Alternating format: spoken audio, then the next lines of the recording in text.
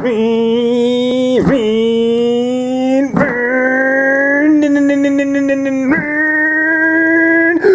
there! Welcome back to Boogie Buggy fucking Project! Well, I'm running into another fucking problem. The clutch, which feels like it's working, is not. I try to go into gear, and watch this.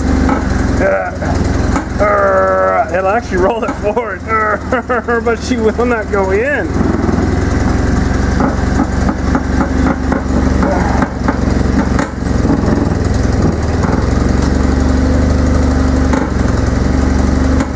I don't know what's causing it. I think we got us a faulty fork. You know, the clutch, for the clutch system, not shifting forks. Throwout bearing, I don't think that's that, because they'd be making a noise. Maybe the clutch is all eaten up. It says it's only got 15 kilometers, whatever that is, miles. I don't know.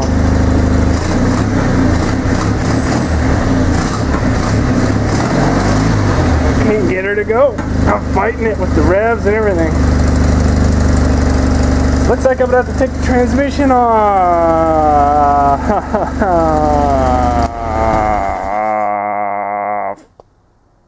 Fuck. So the CV boot arrived, and I get it out. I've already looked at it, and check it out. It's it's wrong. Look at it. It's wrong. Ugh. But you know what? It'll work. I think it'll work. Fuck it. Same diameter, inner and outer. Okay, so as we all know, this boot is bad, right? I got the replacement, like I told you. Well, I was just looking at this one. I was just looking, just moving it, and I tore it. I tore the motherfucker moving it around. God damn me to hell. So that's bringing up the question, if the boots are tearing that easily, the other side's probably just as bad. Should I go ahead and replace all of them? Hell no! Fuck this! Just don't touch it, and it won't rip, right? I'm gonna have to be really careful with these. So I was at Home Depot and I saw these pads that hook to your angle grinder, and I gotta say, I'm really impressed with these fuckers. I mean, they work fast as shit, and they're like a quarter of the price of one of those step-up looking sand disc ones. And to me, they just take it off. I mean, fuck, this here I think is, I think it's 80 grit.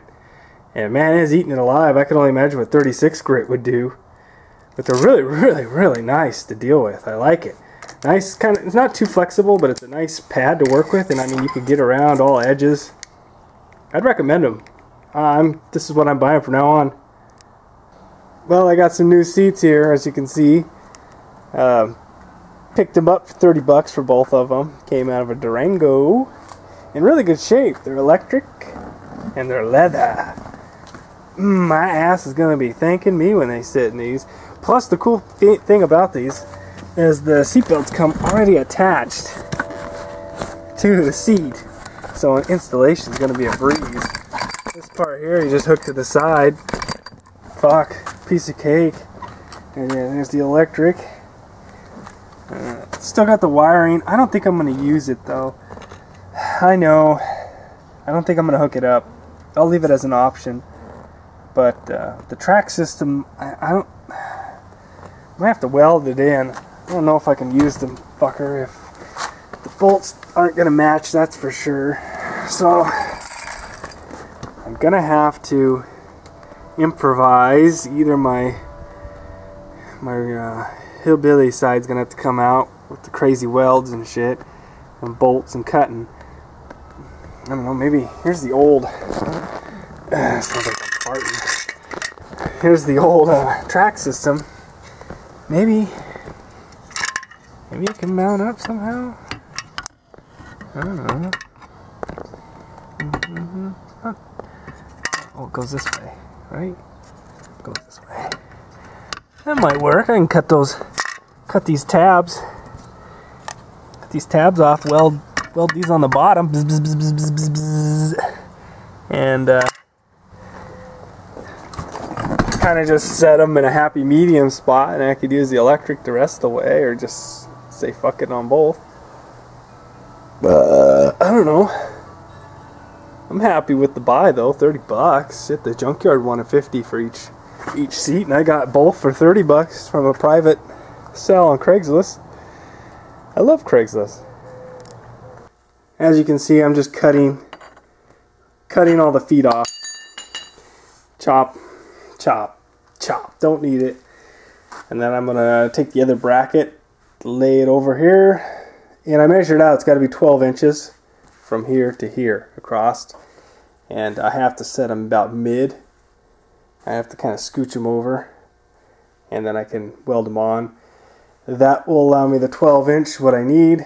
Then I can place them in there, and I'm basically just going to use these, the original, as the slider, because the ones that were on it are pretty rusted, fucked up. They got abused. One seat in, one more to go. I ended up making them very safe. I welded them in. That's how you do it. Seatbelts. Seatbelts are going to go on just right. The main one, as you can see here, there's a, for the old belts, it will, can you guys see back in there? You see that hole? That right there will hook up to that, but I'll have to put a spacer in between it. Something to take up slack, because it can't go directly against it. The other one will come right here. Then that'll allow me to go across and buckle in. Other one, meaning this one here. This very top one where it slides. This one will hook right on that bolt. Well, I got the seat belts all hooked up and working. They go right back in just like they're supposed to. And if you pull it, they lock, you know, real fast. But if you pull it normal, of course you can pull it out. But if you do the old safety stop, well then she hooks. But I don't like this. I use like these U-bolts to put it on. I mean, although it works and it's there, they're very thin, as you can see, and they probably shear off in a real crash. Who knows, they might hold, but they distort heavily, and you probably wouldn't want to use them for a second crash if the vehicle still worked. But they're there. I don't know if State Patrol is going to say anything. I'm definitely going to cut these shorter, but I painted this black. It was like a white, and over here it was a blue. I don't know if you can see it. I can get in there, but I thought it came out pretty well. I just like how they attach to the seat, both sides. That way I don't have to really hook them to the frame. Once the seat's hooked, it's hooked, other than the shoulder. Nice, they work great. I like them. Seats look good.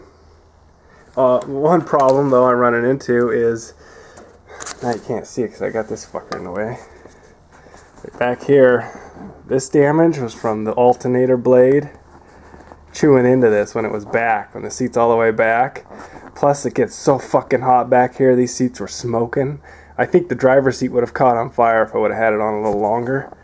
So I'm trying to look at a way of stopping this. I got a piece of metal I'm thinking of welding on here, a plate, and then it can go up against it, keep it from getting chopped. But the heat part, I'll show you here. The heat part I'm going to try to solve with this stuff. My neighbor had this when he was redoing his attic, and I've used it before plenty of times. But all it is like this bubble wrap stuff with aluminum foil, but it's not really aluminum foil. Everything feels plasticky, so I'm afraid it's gonna melt. I'm afraid it's just gonna absorb heat and just turn into a pile of mush, if not on fire quicker. I'm hoping it doesn't catch on fire. What I'm gonna do is I'm gonna cut a little test strip, because I don't need all this, but I do need some for the back of the seats. So I'm just gonna cut a test strip lay on a muffler after I got the muffler super hot. I'm going to maybe duct tape it around the muffler on one of my other quad projects. You know, hook it on something and then get it really hot and see if it melts or catches fire, burns. Who knows? We'll see.